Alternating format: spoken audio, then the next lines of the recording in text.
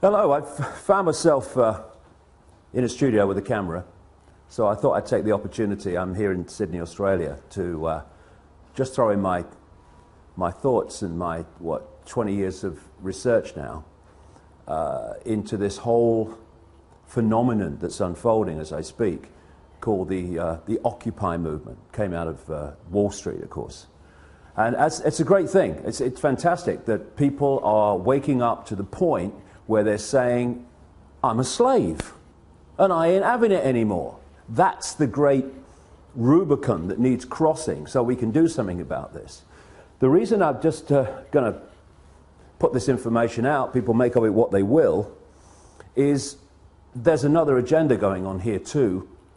And if the genuine response to this grotesque enslavement of humanity in terms of finance and in terms of so many other things is going to be challenged effectively, then people need to get streetwise to what this other agenda is. And also the fundamentals of what we're dealing with. So I'm going to take it in stages. First of all, the fundamentals of what we're dealing with. If anything is going to happen that's going to change this tyranny of global banking and global finance, then first of all, the way that money is created, or what passes for money is created, has to fundamentally change. If this doesn't change, nothing's going to change, because the power doesn't move. There's no change in the power dynamic of money creation, because people don't realize this in vast, vast numbers, that when you ask the question, how is money created, where does money come from, people have this kind of feeling, well, it's the government's in it. No. Overwhelmingly, massively overwhelmingly, it is not the government. It is private banks, which, if you do the research, owned by the same people under different names, the same network under different names. Private banks are creating what we call money out of fresh, bloody air, and then charging us interest on it. And it works like this. If you go into a bank and you borrow $50,000, what does the bank do?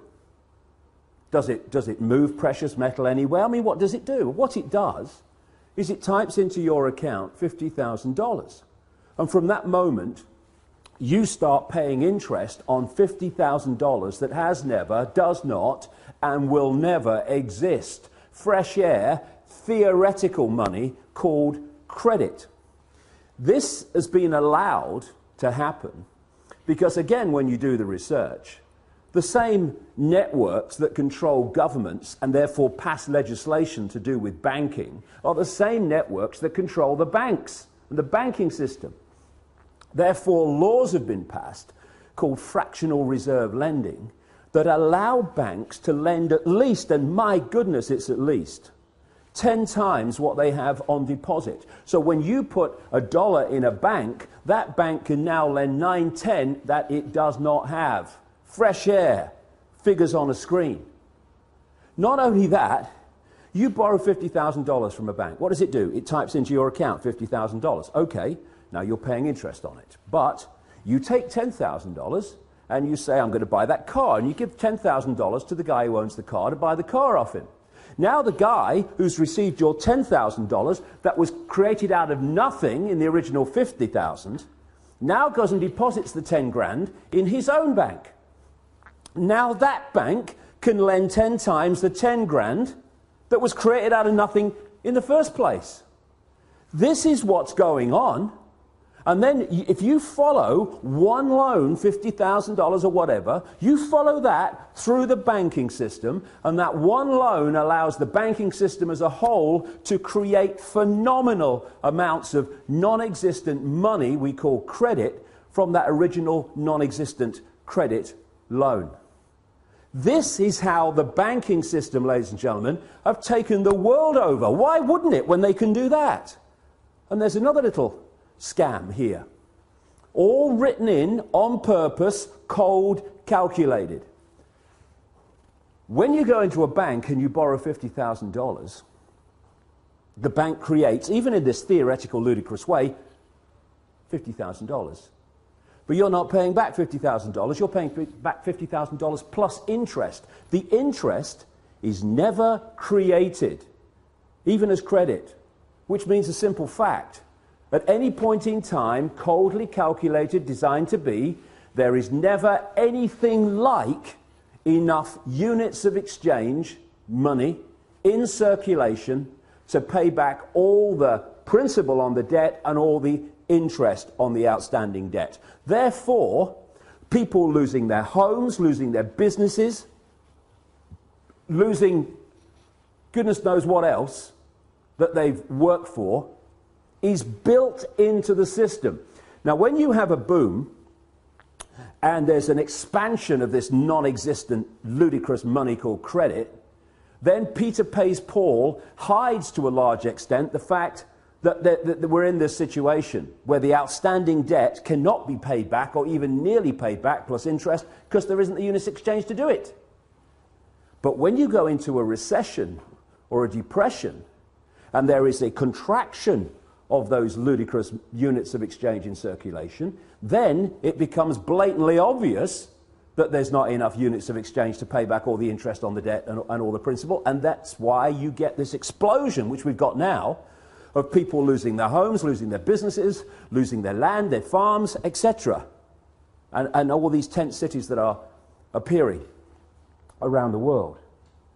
And so we have a system where the private banks, in the end controlled by the same network, not least around the house of Rothschild and others, the Rockefellers too, in America, have been given this level of power to create money and dictate completely, beyond governments, global finance.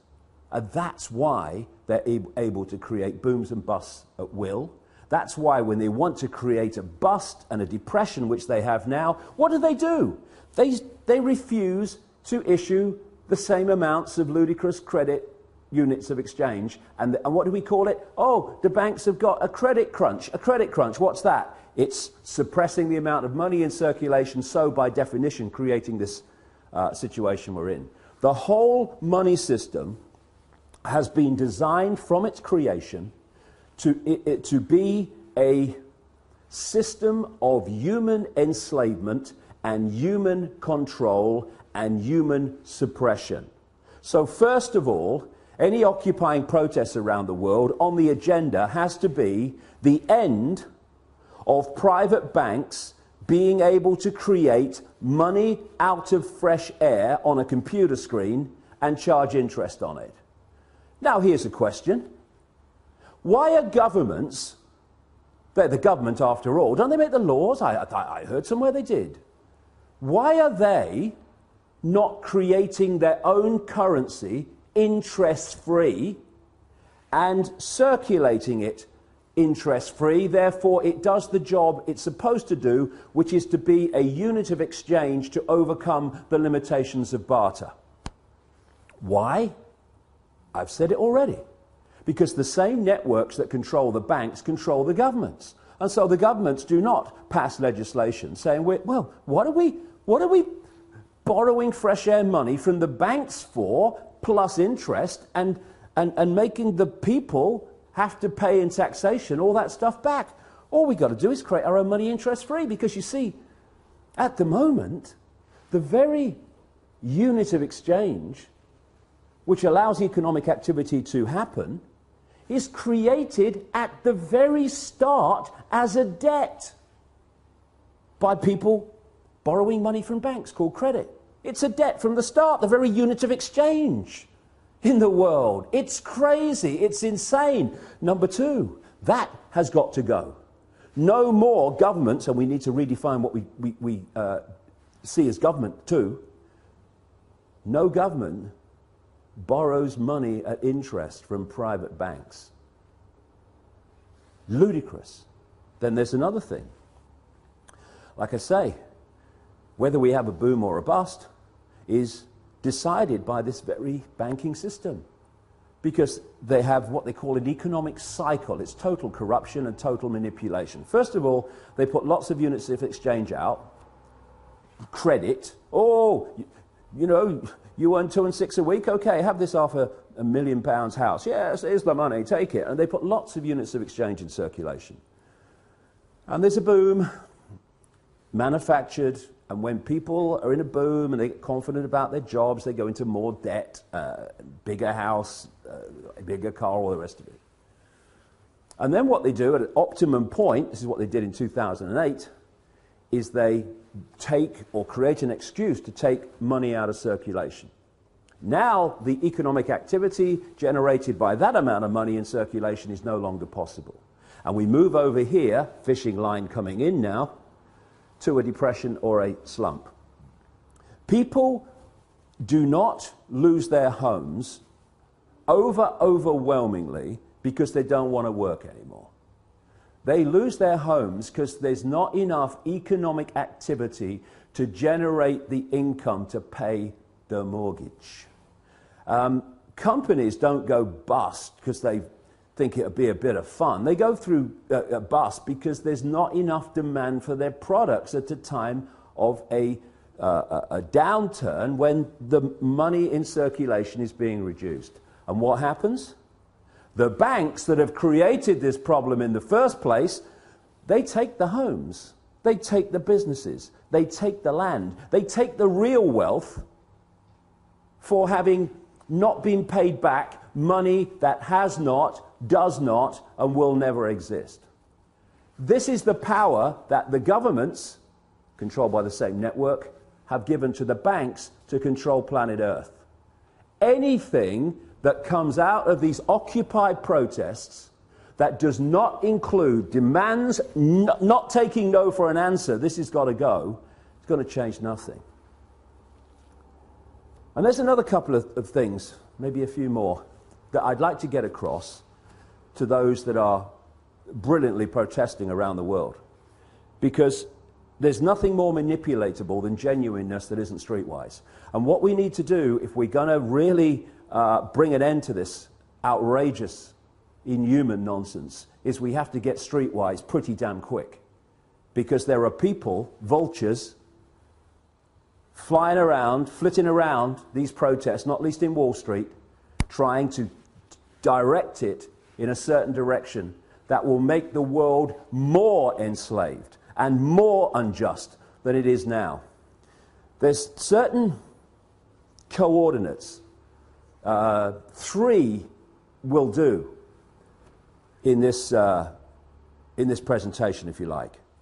1, where does this network behind the banking system and behind governments and behind the transnational corporations, where does it want to take us? Okay? Well, simple. It wants total control over the entire human race, mentally, emotionally, physically, and financially.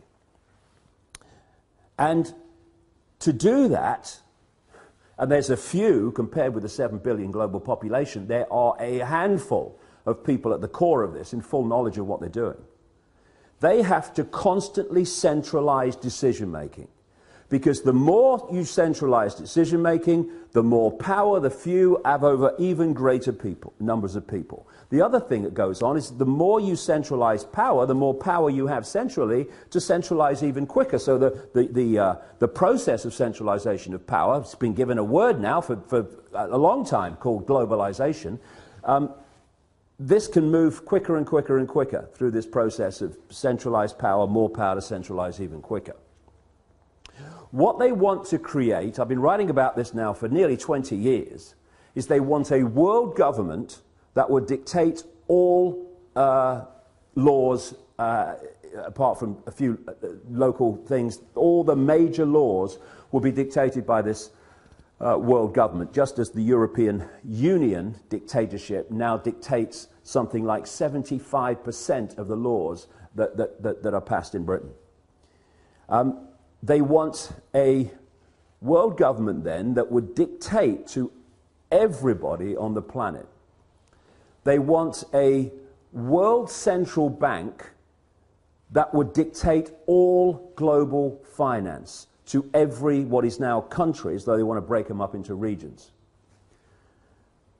They want a world army to impose the will of the world government on anyone that doesn't want to accept it. That's what NATO is now. You know, when they're justifying bombing whole cities of civilians on the pretext of protecting civilians, and they say the world community has decided, and we have GH, and the international, that's code for world government. And when they then say, we're going to bring NATO in because the world community has decided, no, actually, America, Britain, France, and one or two others have bloody decided, and Israel. They are talking about NATO as a world army. The idea of this structure, where they want to take us, is to have a world government that says, these people, or this group, or this, what is now a country, is not accepting our diktats, send the boys in. And that's what we've seen in Libya. That's what they're trying to bring in Syria. That's what we're seeing increasingly around the world. The international community has decided, send the boys in. NATO, de facto world army. International community, G8, de facto world government. We're seeing it being moved into place. They want a world single electronic currency that would replace all other currencies. No more cash.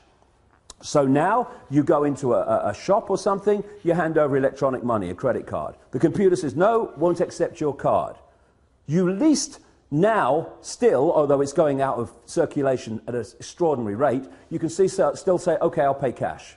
What about when there's no cash and that computer says no to your credit card or your microchip as it's designed to be eventually? That's deciding if you purchase or not. It's all about control. And so they want this world currency, and that's what we're seeing in Europe now. People say, oh, the euro's not working. Look. No, it's not. You know why? Because it's not supposed to work. It's just a stepping stone. You had all those currencies in Europe, in Italy, in France, all these different currencies. They wanted, on the process of getting to this world currency, to get rid of them. So they replaced them all, nearly all of them anyway, with the euro. Now all those currencies, in one fell swoop, gone. Now we're down to one in Europe, in most countries, the euro. So now what do? They want to make the euro not work as the next stage of getting more and more into this, towards this one world currency. So, another thing to mark the card for anyone involved in these Occupy protests, if any suggestion comes along that we should go to some form of world government, or to, and they're even talking about it now, to a world central bank and all this stuff, no, no, no. Listen, it's centralization of power in this world that has got us into this mess.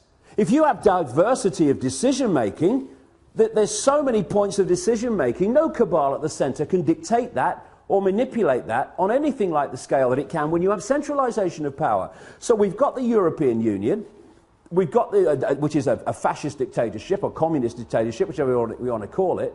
We've got this single currency and all the rest of it, all this economic disaster in Europe, all manipulated on purpose, as it is in America and elsewhere. And I'm seeing people say, well, the answer to all the problems caused by this constant centralisation of power, we need more centralisation of power. Let's go to a world level now. And yet, as I've shown in my books for 20 years, this is exactly what the plan has been all along. And if we're not very, very careful, many of the Occupy protesters are going to be manipulated, unless they get streetwise about the game and how it's played. They are going to get manipulated into accepting, even demanding, a solution to a problem that is going to make the problem even worse and the enslavement of humanity even more extreme.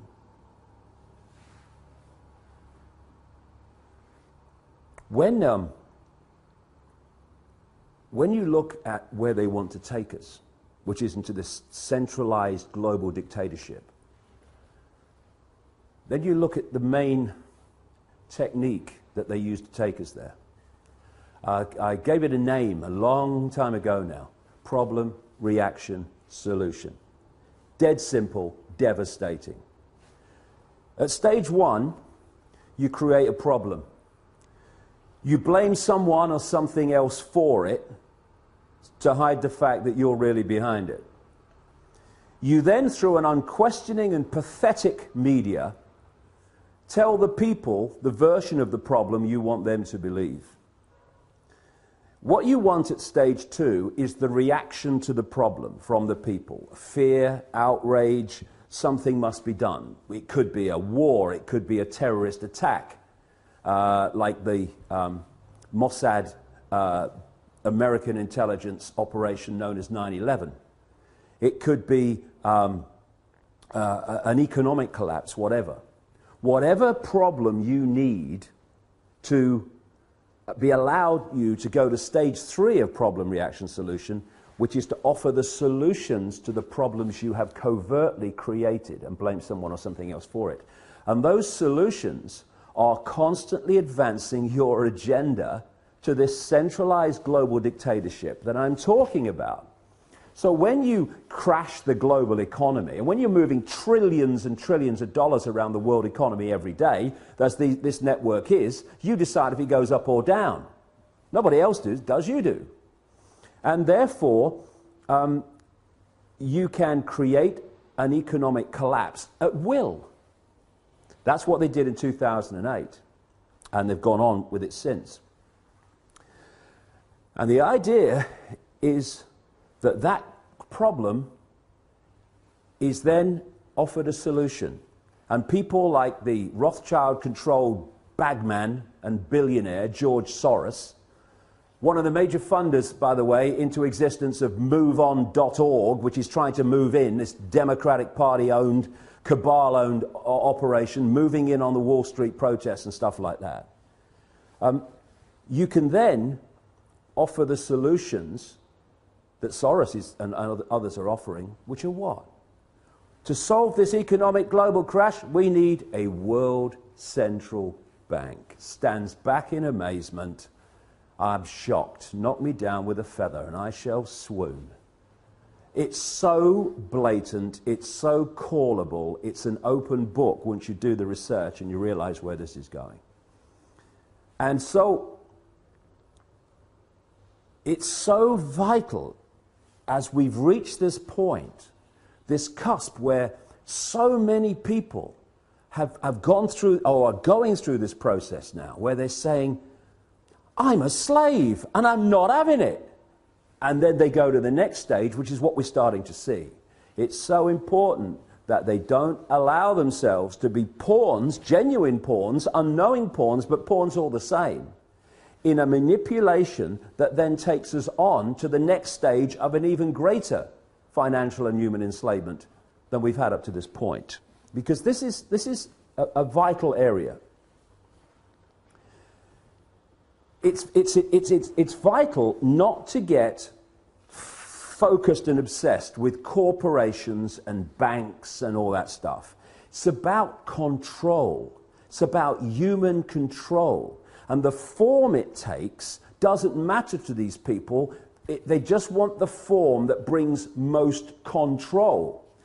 Now, in the process of doing this, they've reached a point where the control has been going on through a banking system, private banking system, controlled by these families and their networks, and through corporations controlled by the same families and these networks. I mean, I keep seeing people say, we must have an end to capitalism. We don't have capitalism. We have cartelism. It's like J.D. Rockefeller said, competition is a sin. We have an oil cartel, a pharmaceutical cartel, a biotech cartel, on and on it goes. And these are the cartels of these families. This is how they control and dictate at this point. But they want to go to the ultimate level of human control, where they don't have corporations, we know them anymore. And so if we can get caught in, yeah, get rid of the corporations, I'm all for that. But the question is, to be replaced by what? And this is the structure they want. They want the world government, the world central bank, the world currency, the world army to implement the will of the world government, and then they want the world government ministries. Read 1984. George Orwell, real name Eric Blair, wasn't coming from his imagination. He had access to the projected agenda through the Fabian Society. Exactly the same Fabian Society that Aldous Huxley was a member of, and thus had the inside knowledge to write a prophetic novel called Brave New World. They were coming from knowledge of what the projection was. Huxley, it seems, supporting it, and Orwell not supporting it, trying to expose it. But it's still the same source of where it came from. This has been going on for so long. What they want is the world government and then the World Ministry of Oil, which would take over all the oil corporations, all the oil infrastructure, all the oil finance, everything. They want a world ministry of health that would take over all the pharmaceuticals and encompass what is now the World Health Organization, a Rockefeller Rothschild creation, by the way. They want a world ministry of trade that would encompass the World Trade Organization and dictate global trade from a central point. A world ministry of this, a world ministry of biotech, and all the rest of it. And so they want to absorb the corporations as they are now into these ministries for the ultimate global dictatorship. And the same people behind the banking system now and the corporations now will be controlling the world government and the ministries. But the same thing, but it will go on to a much higher level and a much more coordinated level of human control. So, they will want people, protesters against the outrageous injustices and grotesque actions and behavior of the corporations, to call for the end of the corporations, call for the end of the banks. Yes, fine. But we have to dictate what replaces them. Diversity from the centre. Control that people have of their own lives in their own communities, not what they want. And what I have to say, speaking now, I'm seeing happening around the world in these protests, having the cabal you were protesting against dictating what this stuff is replaced by. If we go there, more and more centralisation of power, we'll live in a global fascist state within 10 years. Our children and grandchildren will live a lifetime bloody nightmare. Or we can go this way and saying we want power from the centre to people in their communities. So no central cabal can dictate the lives of everyone in a country or a state, never mind everybody on the bloody planet. And one final thing. You know, these organisations that move in, like MoveOn.org, I mean, I wish the bloody would, sooner the bloody better, that are Soros funded and Democrat Party controlled, and all these people. And then I mean, if people, you know, a lot of the people in the protests, if they hear this bit, they'll be going, boo, what are you doing? Because I've seen them do it to people. Global warming caused by humans is a bloody giant hoax. It's been created to justify dramatic changes in society and control in society to advance this very agenda I'm talking about. Because if you're playing problem, reaction, solution, and you want, therefore, to present global change, you've got to generate global problems to which you can offer global solutions. Climate change. Everyone's affected. We need global laws. What's international law, by the way? Oh, international law. International law is law that everyone on the planet is supposed to obey. This is the world government international law coming into place. Anyone does a modicum of basic scientific research, they will see that human-caused climate change, notice it's climate change since temperatures started falling. When they go up again in the sun cycle, it will be global warming again. But do a modicum of research, and you find that the whole idea was a scam. Anything that Al Gore's involved is a scam by definition. He knows nothing else. And yet, we're having these organizations like, was it 350.org? and these others, oh yes, we must have climate change legislation. Yes, come on, build me prison a bit more. Give me some carbon tax. Let's have it. High five. Because that's the way we've got to solve the problem. The way we solve the problem, we take our fricking minds back and stop having them dictated by other people. You must believe this, you must believe that. And again, this might upset a few people, but I don't care. When I see around some of these protests someone on a microphone speaking the words and then everyone repeats the sentence, then he says another sentence and everyone repeats the sentence, and we want freedom. People say to me, oh yeah, but that's giving everyone a voice. No, it's not. It's giving them the right to repeat what he's saying. It's not giving them a voice. It's turning them into groupthink, which is how we got into this mess. Individual think, unique think. That is what will get us out of it. Breaking out of these patterns of collective response and behaviour. So, I'm not interested in 350.org. Take your bloody nonsense about climate bloody change and go somewhere else. We're trying to bring about real change here, not selling another aspect of a global agenda. And move on .org and everyone like you go and do your bloody work somewhere else. Take your Soros money somewhere else. This is going to be a revolution that's going to make a difference. It's going to be a revolution of people, not organisations, not cooperating with their own enslavement, individually, and yes, together, collectively. This is a great opportunity to make a difference. But we need to get streetwise, and we need to get these parasites of the genuine energy of the people who've concluded, I'm a slave and I'm not having it, out of this whole deal. Because if we don't, they'll take it over and they'll do what every other one has done when it seems like some change is taking place. Look at Obama. Change, I stand for change. No, you don't. You stand for business as usual, and then some, as we've seen. It's just a word. Real change happens in changing real lives, not in spouting the fricking syllables change or change. One syllable, two syllable, one syllable. It doesn't bloody matter, does it? Because when Obama says it, it could be 50 bloody syllables. Nothing's going to change for the better, because he ain't there to do that. So we have to do it. Come on, let's go.